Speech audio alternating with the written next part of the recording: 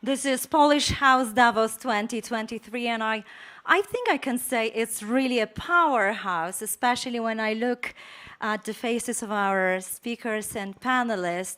And allow me to say the atmosphere is very high, the energy in the room is very positive. Today we started on a very high note, talking about the important issues, especially in this turbulent, fragmented world. We tackled upon strategic investments, but also discussed how to leverage the talent. And especially in the previous discussion, we were talking about, just the IT talent is not enough. The work models are changing. There are increasing demand for tackling the well-being and mental health. And of course, there is huge need to adjust workforce to changing needs of automation, digitization. So there is huge need for reskilling and upskilling. All these big topics will be challenged and tackled in this panel, which will be hosted and led by Professor Marcin Piątkowski, Professor of Economics at Koźmiński University in Warsaw and lead economist at the World Bank in Washington, D.C. I'm very pleased to see the number of women presented in this panel. It really deserves a big round of applause. Yeah, let's give it a big applause, please. And on this high note, I give it and I pass it to you, Professor. Sure. Thank you and welcome to everyone. Really happy and obviously a big honor and a privilege to be here with you today. The main objective of this panel is to show that we can organize panels that are much more gender balanced than before. In this case, we are counterbalancing what was happening in panels before. We have 4 powerful women that will share with us their insights and views on how to retain and how to attract talent. So the issue is, as you might, we all work at somewhere at the company, at the government, at the university, in various places. There are all these kind of events and trends that are happening at the same time. One is we have all gone hybrid, which is a huge impact of the COVID pandemic. There's a big shortage of labor in pretty much all the countries represented in the audience. The statistics for Poland is that 150,000 people a year leave the labor market because of population aging.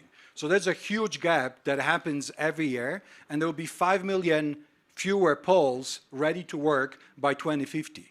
There's also inflation that is connected to not really driven by increasing wages, but clearly because of the labor shortages, the wage growth has been significantly faster than in the past. We also have AI and robots and all the new technologies that we are being told will replace us and will create unemployment. And finally, we have the new generations, the Z and Y and X and millennials that apparently don't want to work 20 hours a day anymore. And the question is, how do we actually make sure that they want to work for us? How do we keep those that are in the company, and how do we attract the new ones that we need for our companies to grow?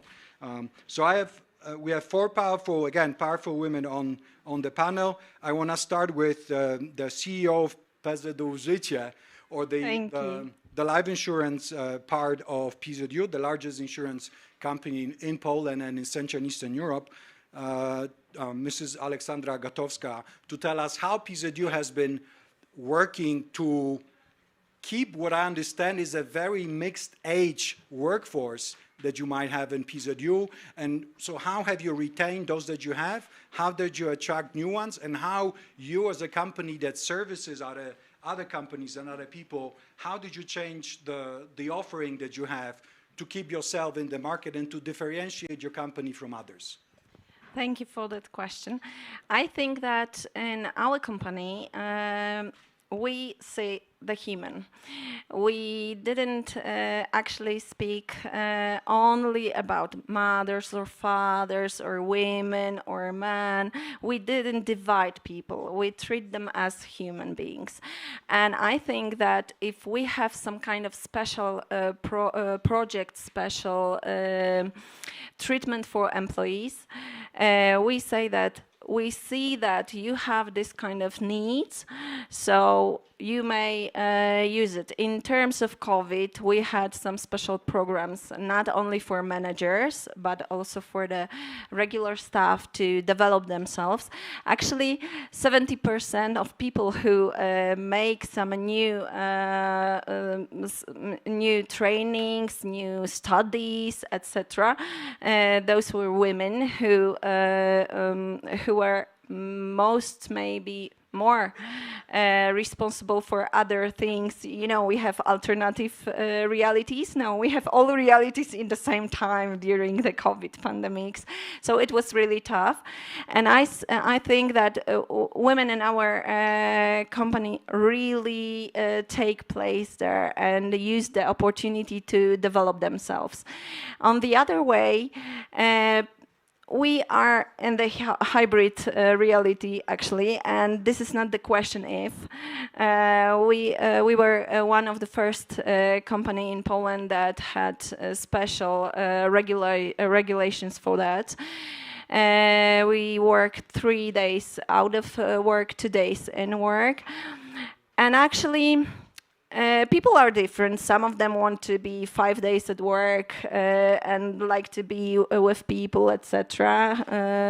And other wants to be at home more. But I think that question is how we engage our employees, how we will treat them, that they would like to stay with us if they are not in company, and rules are different. So we are emphasize experience as a way of being more pro-employees, because if we want to say about culture, I think culture is really important, but we won't build it in 2 weeks, actually, or 2 months, etc. This is really long-term project, but experience, employee experience, is something we may do today.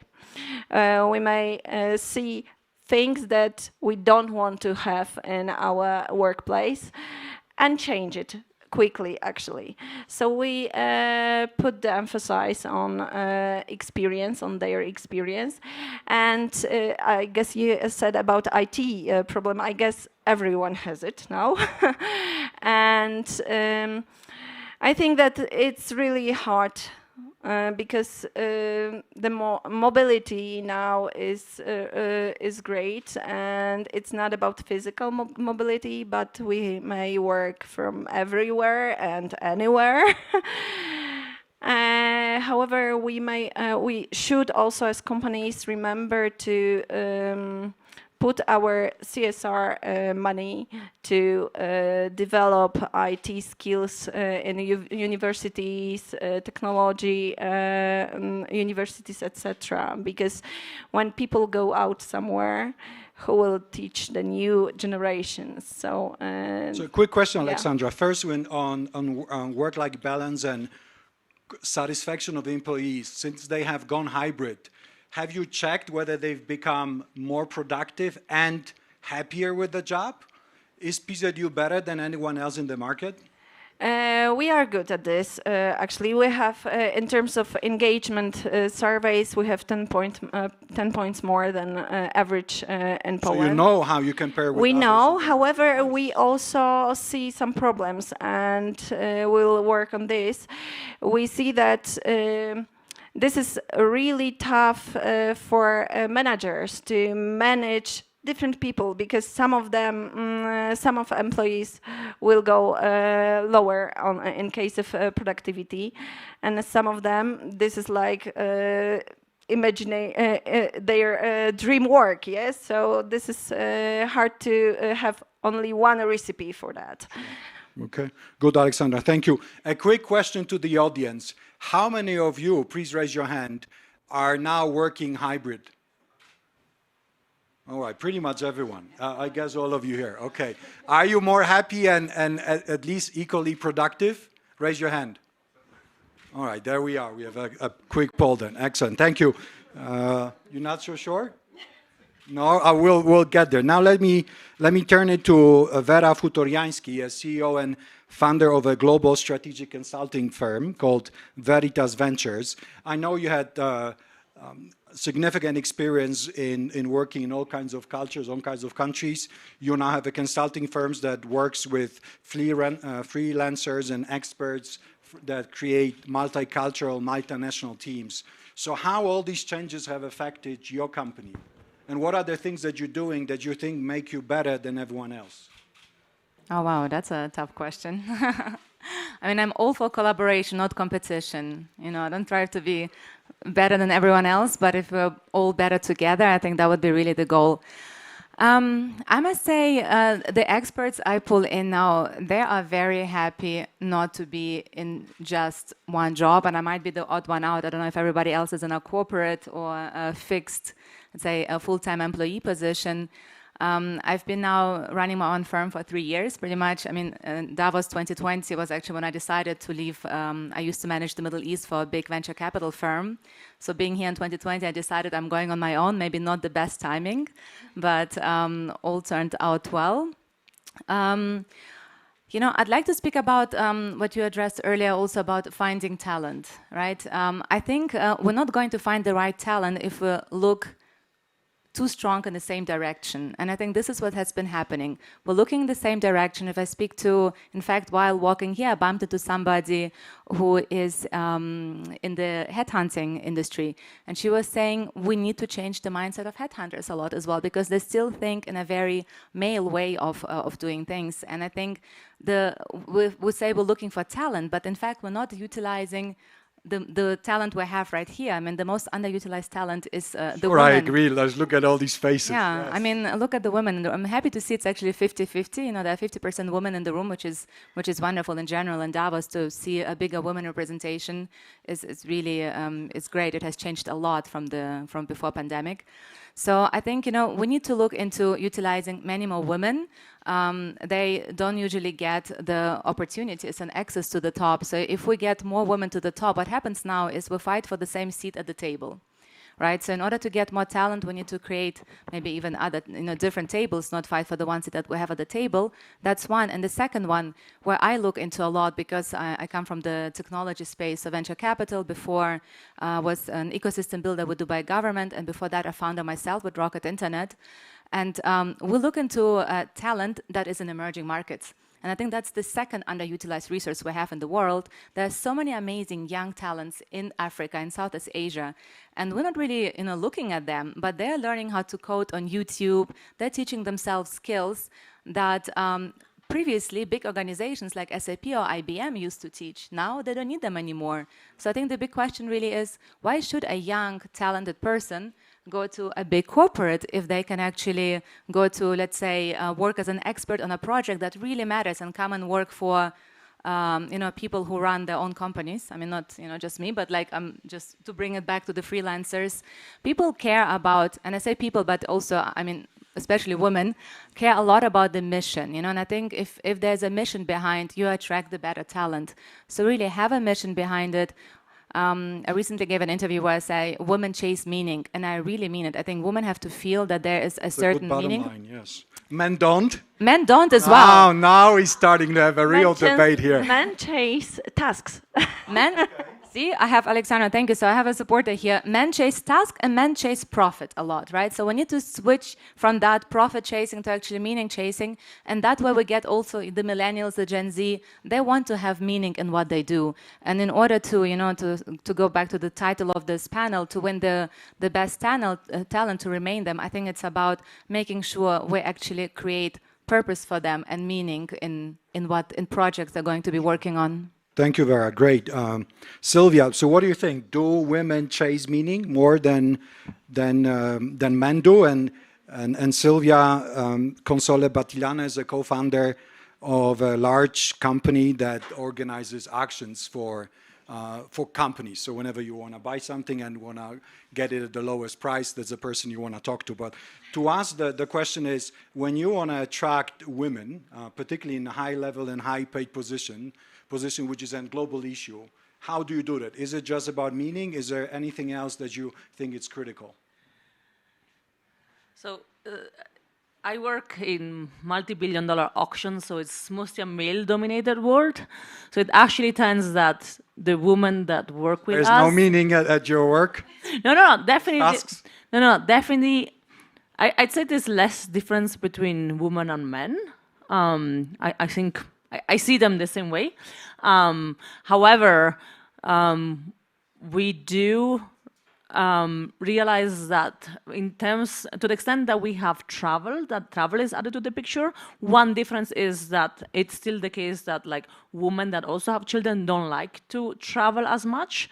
So both for retaining the talent of the men, retaining the talent of the woman, we make sure, and this is a little bit atypical because we can do it because we are a startup, we do things like when we have a big auction and the husband comes with us to another country for the auction, or the woman comes, then either we also hire nannies that are covered by the project that travel with us, and we never have hotel rooms. We have big apartments, so they can bring their whole family. They can even have friends stay. And if they have babies, then we pay for a night nanny for the first 2 weeks. So we do those things that are very child-friendly, that turn out to be very much appreciated by both the man and the woman. And so every family-oriented employee of ours ends up being very loyal to us because they know we care. And so gender neutral, if they're man or woman, we will either bring a nanny or hire a night nanny. Why do you care and other companies don't?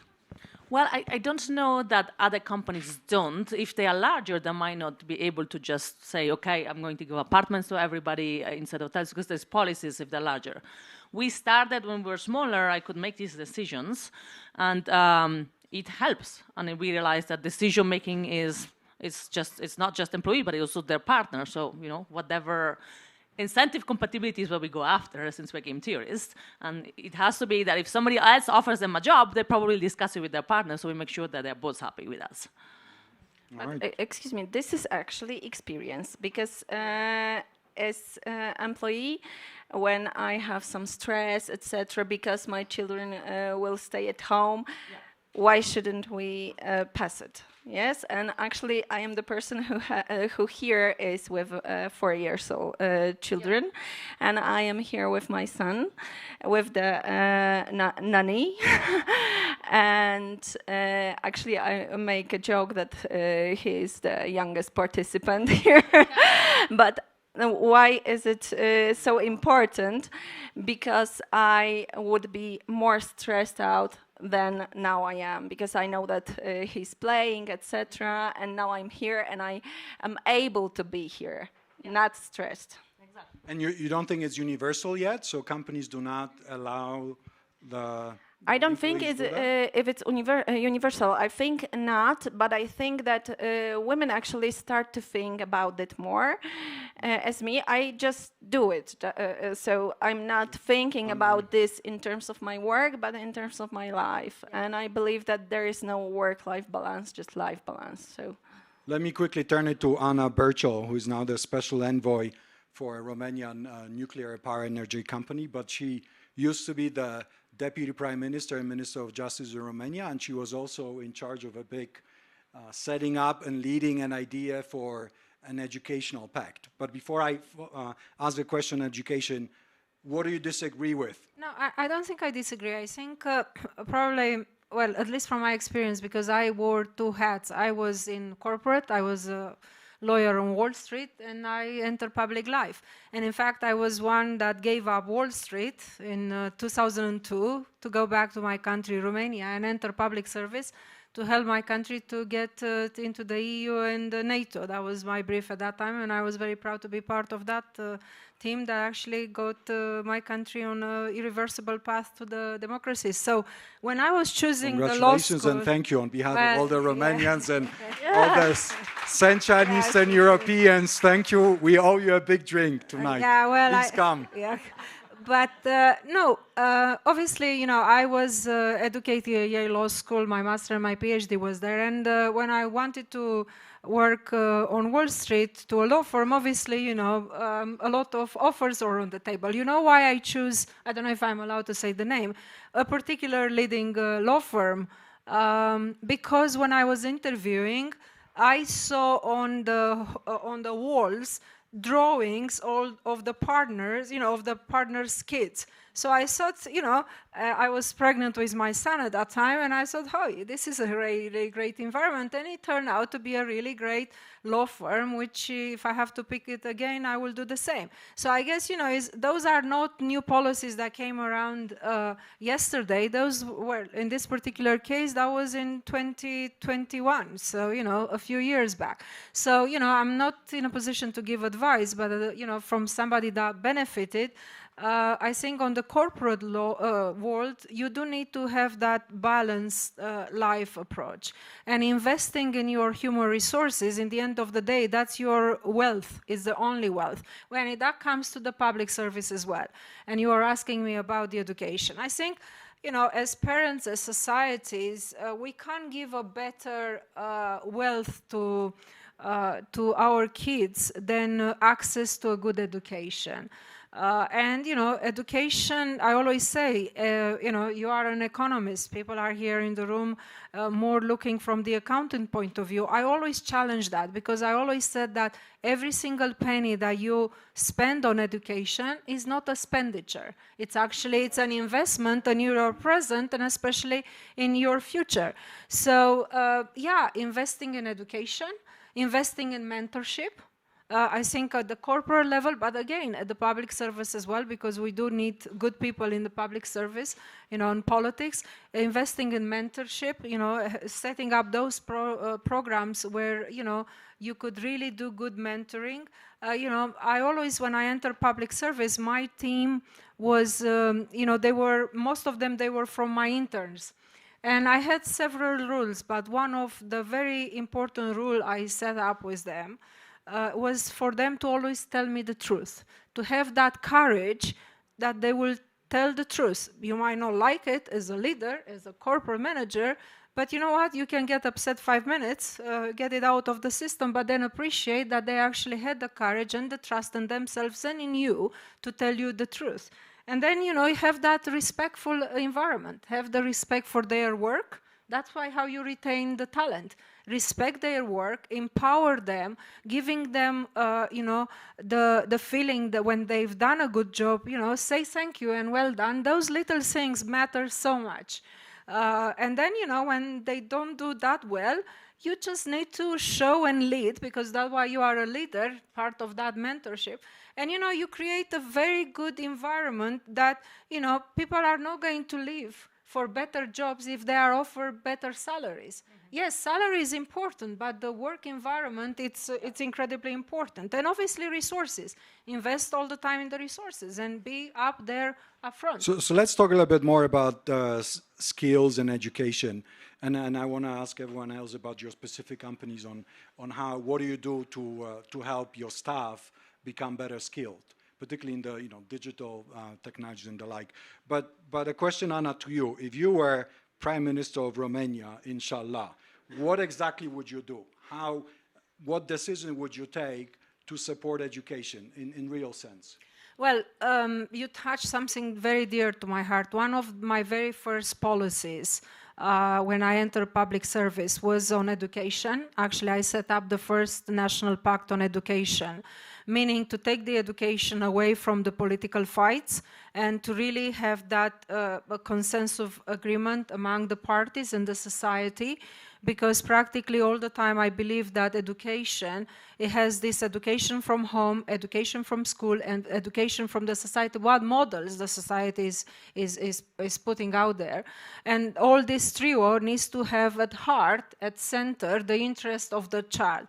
So, invest in education. Don't do the experiments on education. I always argue with lots of ministers, when they assume a position, they believe that they reinvented the wheel. And that's absolutely nonsense. Take a heart of everything was good and then build on that.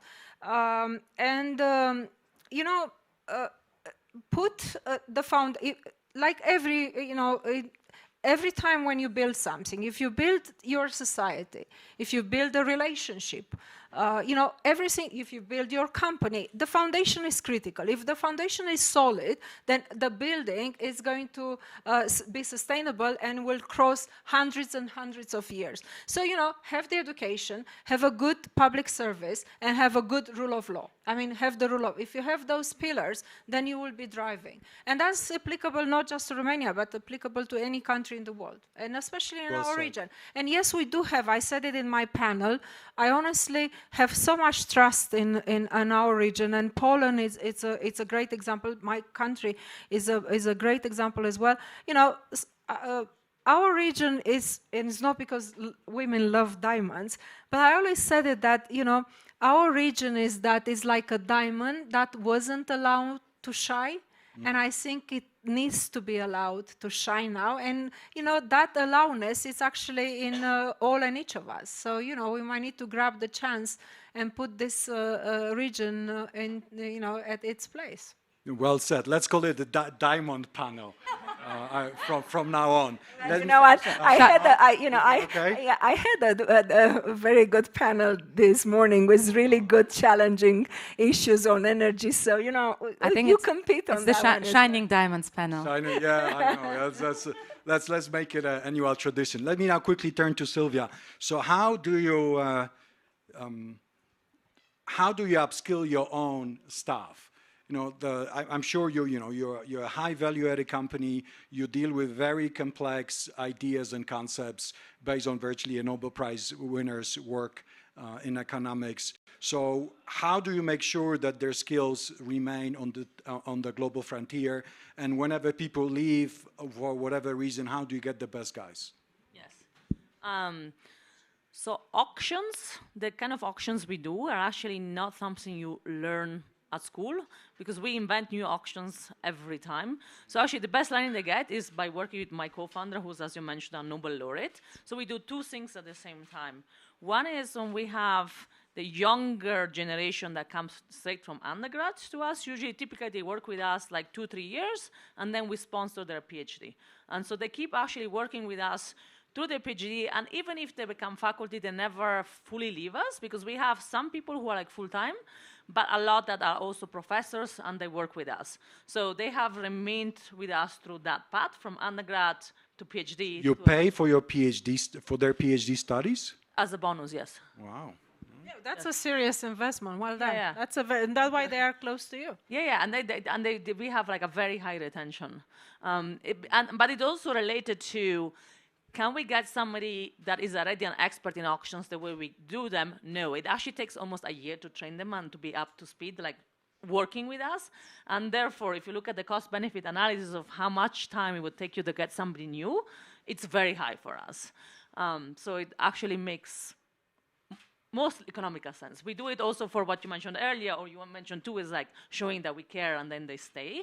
But also financially, it's hard to find somebody that is ready. No, but if I could jump in and just say, look, from my dealings with the youth, because another project that was very dear to my heart, the title doesn't sound great, because I wasn't inspired at that time, but it was about the young families. And I set up 3 levels of policies to tackle the issues that you were mentioning, and there are critical issues if we are not addressing them in a serious manner when it comes to demographics. So one is, the first job, the first house, and the first child. To get your first job, people are requiring experience. Okay, what experience should I have if I just finished the high school or the university? Then, a lot of people, they don't want to think about having a family, a young family. I called it young families as a society priority, because they don't have their house. Well, they don't have their house because they don't have access to the credit, because they didn't get the job, and so on and so forth. And then, so if you are breaking this circle, and you are making that environment friendly towards, obviously you need to pay them well, because it's a heavy competition up there. But it's not just about the money. Sometimes the reward, it's just getting a job done well, getting a project really, over the line, and especially if it was a tough project, the reward and that personal pride that's even bigger and higher, you know, that counts at least as much as the financial aspect. So creating that and investing in your people, you need to invest in your human resources. Agreed. So Vera, what is your take on how do you help people get up to speed on all the skills that they need to remain competitive? Yeah, I 100% agree on investing in the people, because what we do nowadays is we focus on effectiveness, efficiency, optimizations, repeatable results. I mean, how does that sound? Like an AI. It sounds like it can be automated, exactly. So if you can, I mean, I think there's something like a quote that if you can describe your job in one word, you will no longer have it, or you won't have it much longer. Just because if you can say that at 5 a.m. I do this, at 6 a.m. I do this, then an AI can do this in a couple of years, right? We humans are important because we have creativity, we have inspiration, we have critical way of thinking that AI doesn't have yet. I mean, the chat GPT can write long stories now and even poems, and that's maybe great for marketeers and for people in PR who need this writing, but it's not really, I mean, you can argue it can be a bit creative, but it's not really the creativity we humans possess, this critical thinking. I think that's what we need to foster, be it in a startup, be it in a big organization. How do you do that? I mean, everyone agrees we need to be more creative, but what do we do exactly? We need to give time to reflect. I think it's really important. We can't just give people tasks and say, okay, put these numbers in the Excel sheet and get it back to me by 3 p.m., right? Even though it takes more time, and I mean, it's expensive to invest in people, but it's more expensive not to invest in people who work for you. So it might, you wanted to add something? Only if you disagree, Anna. I agree partially, if I could say this way, because, you know, deadlines are important, but likewise investing in that happiness. And when, you know, okay, it's okay to have that flexible hours with working on a hybrid mood, but you know what?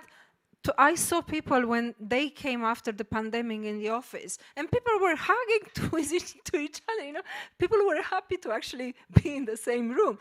And you know, what I found looking at some, and you know, speaking like with hugging. a lot of people. No, okay, no, actually, working from home, you put more hours in if you are working from the office and that hybrid. And you know, while I think we should be careful of not constantly to be on a call culture type thing, you know, to just, you know, when you are done with the work, you need to allow people to breathe and to really disconnect and create that environment. You were talking about the nannies. You know what's important for women? You know, another piece of good legislation, which I'm very proud, was the first equal opportunity law in Romania. That was as my first time as an MEP, and I was really eager, and I was quite determined, with lots of fights, to actually put in the law for equal work, equal pay. You know, it sounds, you know, why you should not have that, but you know, look at the current legislation, a lot of national, legislation of the member states, and you will find out some surprises. So, you know, creating that environment for the kindergartens, you know, close to your workspace, that little thing actually can make such a huge difference. Let's park this question if you want to finish on creativity. Yeah, I'm not sure how this was an addition to what I was saying, but obviously I agree with you on those points as well. But I was talking about that we need to make sure, and to your question, how we can actually give those opportunities to people. So I think it's about giving them time to reflect. Deadlines are important, but actually foster the creativity, and that's where role models come in as well, right? Well, we also say, I mean, you need to see certain role models, all kinds of people in higher positions in order to thrive, to be there as well. What I do also with the, let's say, the experts and freelancers I work with, we discuss certain opportunities of continuous education. There are so many free tools as well to continue education, but also some, you know, non-expensive courses at Harvard, Yale that you can take, or like the Think Institute. So it's kind of creating this culture we can openly talk about it, to really have the culture of being, have the space of where you're being appreciated, challenged, but at the same time pushed to thrive even more. Sure, even though probably it's easier said than done. So 100%. we can elaborate. Before the audience because before we lose the audience, I'll ask you questions, and I would like the audience to ask questions just after Alexandra, because I want Alexandra to tell us, PZU is the largest company here represented on the panel. So how do you help your own employees? What are the type of training programs you deliver? We heard from an earlier panel that digital skills is the future, apparently. So what do we exactly do? And are you going to pay for PhDs from now on? We actually paid for different studies, so studies are also on our offer to our people. We also you pay for studies for your studies, employees? yes, and we actually do a lot of things that I think a lot of companies has, like different trainings, etc., etc. But also we have some our internal program, internal platform of learning, like Future On, You Create the Future, etc. When we ask different experts from different countries, different parts of businesses to share with our people their knowledge, their thoughts, and I think that these platforms are really inspiring for them. But also we have a lot of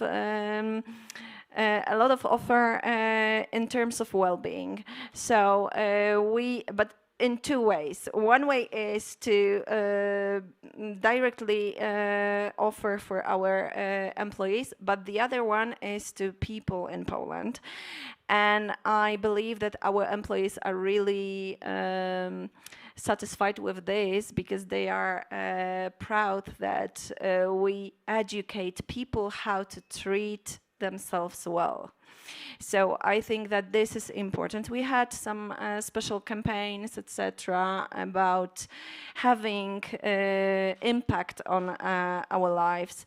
And PZU Live actually has a big impact, because we have a lot of companies and group insurances. So we, through the HR strategies of these companies, we have impact on more people than we thought previously.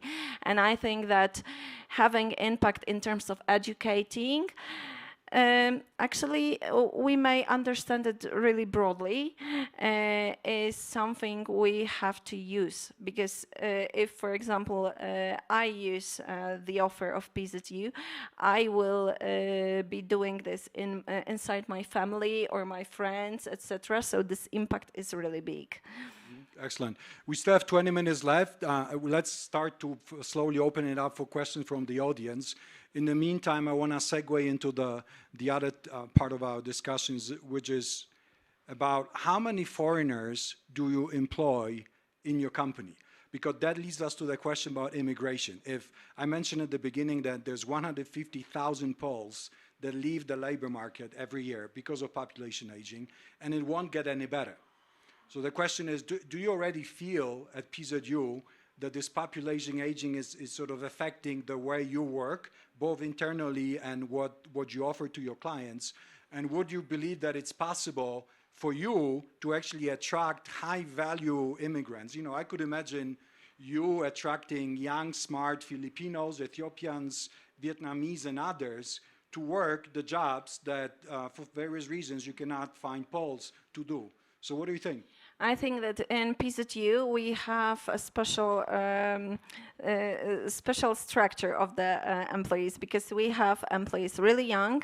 We have 4 or 5 generations as we calculate, and we have really young people. But also we have people who work for us for 30 years. So they are really, you know, they know PZU from the scratch almost, and they are really, really important for us as the source of information, how we change, etc. So we learn a lot from them, but also from these younger generations. And actually, as you said, that this silver generation will go away on the retirement. for us, it would be the problem because we have a lot of stuff from the generation also. We are open to another people from other countries. Actually, the number of foreigners is growing, but not so rapidly. Now more because of Ukrainian immigrants. And do you have a number? How many Ukrainian refugees you employ? I don't remember, but it's not so big actually now.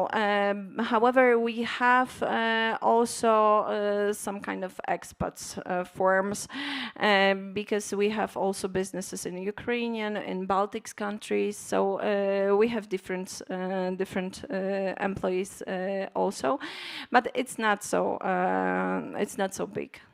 All right. Vera, you have, yes, please I go ahead. quickly wanted to comment on that because I'm based in Dubai, so I am actually attracting or hiring or attracting experts to work with me from so many different countries. I mean, Dubai is really like a walking United Nations. I like really to hire people who can bridge both mindsets. So I tend to hire a lot of Turkish people, in fact, because they really bridge What do this. you mean both mindsets? Like The West, exactly, I was going to describe the Western and the Middle Eastern, exactly. Because and somebody was talking about building relationships, and it's so important about to build relationship, especially why I'm based in the Arab world, and I work a lot with Saudi as well. It's really all about building relationships. It's not a transactional culture. And the Middle East, I myself was also born in Central Asia, so it's this mindset of investing in people, investing in humans is really, really important. So I like to work with people who understand, let's say, this Western mindset of, I mean, luckily in Europe, we're not as transactional. We also value relationships as well, but also there's a bit more kind of slower, let's have tea together, let's get to know your family mindset we have in the Arab culture. So I think this is really important going forward. And because I'm in tech, we look a lot, I was saying before, at emerging markets where people come from different cultures, but they have this mindset, this growth mindset that I think a corporate cannot really teach you. And I'm sorry, for like, I've nothing against corporates, but it's thing they needed. But I think they have to really realize the next talent is not really going to a corporate to learn a growth mindset. You learn it by, yourself, in startups, with other people. It's about, besides well-being, which is super important, I agree, and the growth, paying for their studies. But I think the corporates need to understand they need to offer much more going forward than just here's an app that you can meditate online. This is not enough. Like the young people, the talent, 4 billion in Africa. I mean, the next Marie Curie will not come from Europe or the US. She will come from Bangladesh or Nigeria. So it's really important. Marie Curie, they only come from Poland. Well, not the next one, I'm sorry to say, but who knows, maybe. If you attract more immigrants.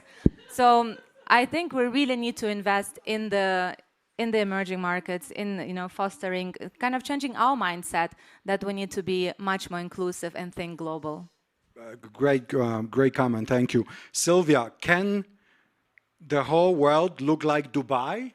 Is it realistic? I mean, you live in California, and since Trump and now Biden has sustained restrictions on visas for high-value individuals. So why California is not like Dubai? Why don't we just attract all the best talents? And somehow, even in Silicon Valley, it does not work. What has been your experience? So for the big corporations, I agree that it has become harder because there is the restrictions on visa caps. So, and the caps all end in the day in which they open, pretty much all run out because the biggest companies with the best lawyers manage to get them all. So for corporations that have to hire, for example, on H-1B visa, which is the one that typically people come to the US with, it has become quite hard. For entrepreneurs, there is still a lot of very creative ways around, like investor visas or things like that. So that's still working. So for the people that really push and are really entrepreneurial, there is still a path, because as long as you're giving jobs to Americans, then you fall under the assumptions. But I would say there is a lot of the political fear of taking the jobs of our country away that has then changed some of those laws that make it difficult. How multinational is your company? How many countries do they represent? So we are small, but we are very multinational, meaning that we have people in Spain, in Hong Kong, because we were always remote, so we were loving it. So we have people in Italy, Spain, Hong Kong, and then we have some people in Germany, and then around the US. However, nothing like these ladies. They have like really international and big. But one thing to add is, so when you have a legislation that makes it harder in the visas, it also makes it hard for the employees who then want to change companies, and that creates bad incentives for corporation, because they know the employees cannot just leave, because then they would get kicked out of the country if they have only 2 weeks to get a new job. So it actually creates a perceived incentive to treat the employees worse. And so it actually, the whole environment suffers through it. Good point. Can I turn to Romania and Anna? So how, I understand there has been worries that if anything, Romania has not been a magnet of immigration, that actually been a source of emigration. So people were leaving the country for the last 10 years plus, and I know you worry about brain drain. So to what extent is it even possible for Romania to attract talents from around the world while stopping the brain drain, which apparently has been happening? Yeah, well, the brain drain was a phenomenon for all our countries, you know, in our part of the world before the EU accession and right after EU accession. And it is a worry at the, you know, the policy maker level, but at the corporate level as well, because, you know, when you are investing in your human resources and, you know, other countries are cherry picking your best talented people. Like Dubai. Like, you know, look, you know what, shall I make a comment? Because it made a incredibly, as I was listening to you, I was thinking of my conversation with my son, because he is now finishing the university, and he is hunting for jobs. And I was saying, what type of job? I said, yeah, you know what, a job where I will be happy, where I will feel that I can contribute. You know, he didn't mention to me that a job that will pay him the highest. You know, and that was something that is obviously changing. If you look at our generation, when, you know, probably you might have looked firstly for the financial security. So certainly the trend is changing, and it's wise to look at that environment. So coming back to the brain drain, look, you know, if you are a country and you invest in your future, you obviously need to find a way of retaining your talented people in your country. But hey, I have this policy and philosophy that, you know, if somebody, you know, people, you know, lots of Romanians are going abroad to universities. I am one of them. When I quitted Wall Street and I came back to Romania, you know, a lot of my friends, actually, they worried if I was actually seriously healthy. You know, there was something wrong with me. Why am I giving up? And we are talking in the, you know, the environment of 2002, 2002, when, you know, the realities in our part of the world. So, you know, just to give up a high, well-paid job and a good track partnership on a leading law firm and just enter public service in Romania, that was crazy. But you know what? I don't regret it, and I will do it again, because, you know, coming back to your question, I think you need to find ways of maintaining your talented people in the country or in your companies, or if they are going away, you find ways to keep them still close to you as a country. Work online. Exactly. To you, you know, for us. And obviously, then you need to be open up to have policies like other developed countries had when they were picking our brains. So, you know, our part of the world needs to pretty much do the same. And here I see the private sector, the companies, driving that process. Great, thank you. Let me open it up to the audience for any, we still have one last round of questions, but any questions, comments from the audience, please? There's one gentleman with a beard in the back, or the lady. I wanted to reverse, actually. Let's have a man ask a question first, sir. I'm sorry, I do apologize. Yes. It's not my decision. I give you a brownie point for signing up. Hi, my name is Sebastian. I got a question. As much as I agree with you with everything we should do for the employees, make them happy, 100%. But how do you think we can balance between the developing world, where the hunger is completely different, hunger for success, for money as well, actually, versus the developed world, where we put so much attention into the comfort zone of the employees, them being happy. As much as I agree with that, I have a problem understanding where are we heading, where it comes to being competitive, and whether the developing world will at some point just take over. And as much as I agree with you saying that the next Marie Curie will be from different part of the world, yes, but where's the competitiveness here, and where it's going to lead? I would put it that way. A great question. So I could rephrase it by saying, will Generation Z be replaced by Generation P like poor, which is all the millions and billions of young people that will be born in poor countries? There will actually be 2.2 billion young people born mostly in sub-Saharan Africa within the next 40 years, and these all people will be born into grinding poverty. So talking to them about First World War problems and comfort zones and meditation apps is pretty abstract. But let me park this question. I get one or more two questions from the audience, and we'll go back to the panel. There was a question from a lady there, the smiling one. Yes, thank you, ladies. Well, just to get back to the title of the event, what would be your one strategy to win talent that you want us to live with? Okay. That's for the last round, but let's park this question. Any other question left? Yes, one more, please. I have one question because you were talking about keeping female talents, and the impression I got it was all about maternity and everything. Are you really convinced that to keep the good woman is to provide them with all of these maternity perks, or just to have them on the table, like equal partners? That's my question. All right, good. So let's open it up to whoever wants to. The first question is, what about all these new 2 billion young people from developing countries?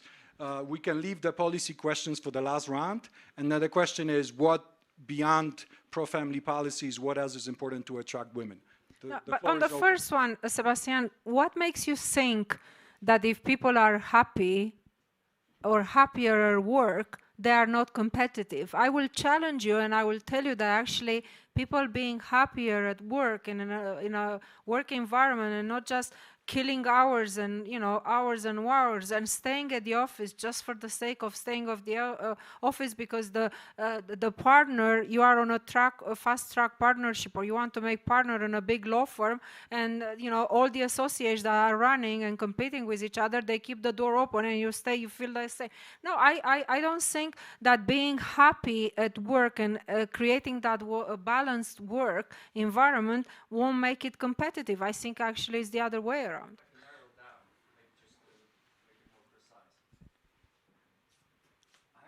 Not only those high-end jobs, great companies, corporates or not corporates, startups, where you have a lot of challenges, where you're working with an amazing project, where everything is fascinating and great. I 100% agree with you in that case.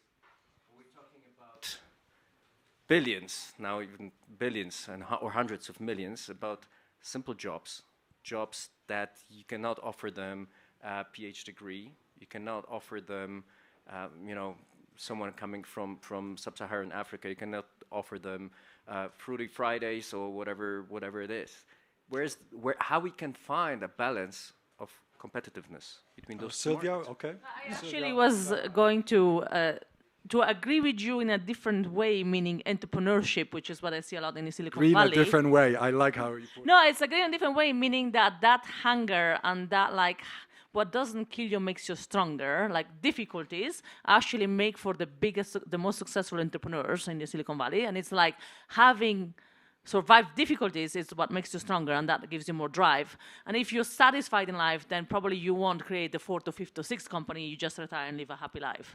So there is a point also, not just on the I think you were asking more about the employee, but I'm saying also from the employer point of view, the most successful entrepreneurs are the ones that are by definition unsatisfied, because that's what keeps them pushing.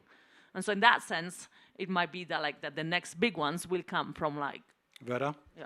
Yeah, hard conditions create the best entrepreneurs, really. Also, to your point, Africa has leapfrogged before, right? I call them emerging markets, you call them developing, but we're talking about the same markets, right?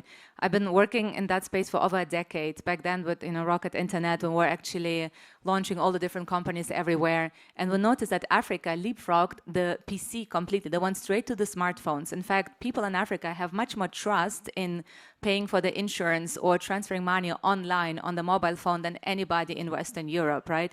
So we actually can learn a lot. That's why, I mean, your question on competitiveness, I think there's a lot of competitiveness in those markets. One of the largest fintechs came from Africa recently. I mean, there's so much potential in Southeast Asia as well. And yes, I mean, the largest country on the planet now, which is actually India. I know we say it's China, but India, I think, has the larger number of people. There are a lot of developers, right? I mean, they have the competitiveness so strong. I mean, some of the best developers in the world, besides the Polish, Ukrainian, and Romanian, maybe, they're also in India, right? Yeah, but if, to complement what you're saying, when I was traveling to India, I went, to very not developed villages. And, every single village I passed through, I saw school, education.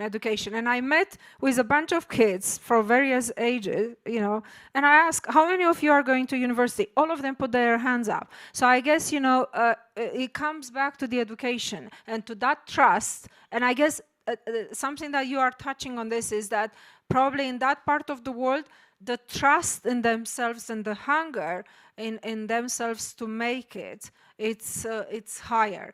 But I guess going back to education, and if we are being careful, or if you are not being careful when you are educating your kids in the school and in the models that we were talking earlier, is you need, I think one key success is to give the kid the trust that he is good at something. Have that confidence in your own strength and in your powers that you will make it. Doesn't matter where and how, but you will make it. Well said. On this, let's call it a 2 billion people question, because going forward, one of the key challenges for the rest of our lives will be how to use these 2 billion young people around the world productively. Because as much as we talk about India, when you're born in Burkina Faso, Central African Republic, Malawi, you don't have the same opportunities as you do in India. And again, most of these 2 billion people will be born in countries where they do not have the opportunities to grow, while at the same time, the West, where we are from, will be aging and shrinking. So the challenge will be how to create a potential win-win, if it's politically possible, to use these 2 billion people for the benefit of those that are already declining. So it's a big question we can park.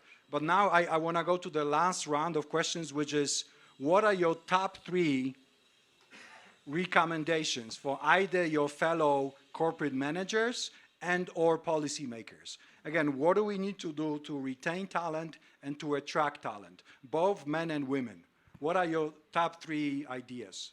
First Alexandra. of all, I think that leaders have to remember about learning about not only business things, but learning about people, learning about societies to understand that. Second of all, I think that leaders has to go down and really be close to the people, because as I said earlier, some kind of researches, we don't see 94% of crucial information about our companies or institutions, etc. So I think that we need to be close to the people, or change the way of information flowing around us. And the third thing, I think that we have to invest in human beings, not workers, but human beings, as it was said before. Very good. Sylvia, your 3 ideas. Well, one which is similar is like show you care about every employee. The second one, which is in a large organization, is like to several levels, is like learn to have the difficult conversations as a manager, because the most you can learn and retain is actually when somebody is troubled and you listen, you really truly listen, and then you learn from their suggestion. And maybe you don't retain them, but it teaches you to retain all the others. And the third one is just keep up with the times. Okay, very good. Anna? Education is first, because, my grandma used to tell me, she said, what you have in your head and in your heart, nobody can take away from you, ever, under no circumstances. And I think that comes to the role models that you promote at the company level, at the society level. There is one quote and said, "The talent is dancing, the faking is jumping," So you need to really go being truthful and real, and that goes to create a good mentorship. And for that matter, if we are talking about women, I would like to see a little bit more solidarity among the women, including at the corporate level, but at the public service as well. Women to have the courage to promote other women and invest in other women. And then it should be the respect, and not the last, invest in your resources as a country, likewise in resources as a company. Keep up with the times, and yes, look for the future, but do not throw everything that is old-fashioned. Not that it's old-fashioned is not good. It's actually quite good, and it teaches you so good lessons, because you do have a great wealth in your organization of the people that remember how it was 30 years ago, 25 years ago. So it's practically your watching dog, which is telling you, this might work or this might not work. Thank you. Last words, Vera. Yeah, I'll try to be quick. I know we're out of time. On the solidarity, actually, I 100% agree. In fact, I think one of the important aspects is community going forward as well. People don't find community in the workplace. They find community outside for now. I'm building a community for female leaders. In fact, I would love for all you three to be part of this community. That is a trusted community of equals where you can really, give back, but also receive. A lot of strong women nowadays give, inspire, mentor, but don't actually receive. So how can we create a community where everybody is supported as well? I think that's really important. For corporates, I think we need to understand that, going back to the leapfrogging part, all those new 2 billion people that will be coming, and already now the young people, the youngest population is in Africa already, I think, right? So how can we actually attract them? Because now people used to be loyal to companies, but I think it's the other way around. Companies almost start to need to be open and loyal to people. So how can you attract that talent? By changing the way you've been doing until now. And the third, I go back to the purpose, really. We need to have more purpose. Companies have to have purpose in what they do and be transparent and open about it, and that will attract the young talent and the older talent, everybody, really. So not the money, but meaning.